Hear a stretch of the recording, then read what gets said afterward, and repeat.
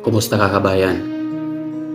Alam kong sa kabila ng mga ngiti mo ngayon, may mga pagod na nagtatago sa likod ng mga mata mo. Huwag mong kalimutan na normal lang ang pagod. Hindi ito nagpapatibay sa kakayahan mo, kundi nagpapatunay na ibinubuhos mo ang lakas at dedikasyon sa bawat gawain sa buhay. Mahalaga ang pagpapahinga at pangangalaga sa sarili.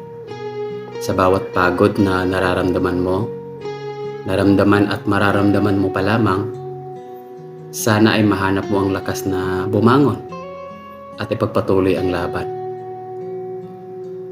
Palagi mong tandaan na hindi ka nag-iisa. Alam kong matapang ka at kayang-kaya mo na ibangon anuman ang hamon sa buhay. Kaya patuloy lang ha, hindi ka nag-iisa.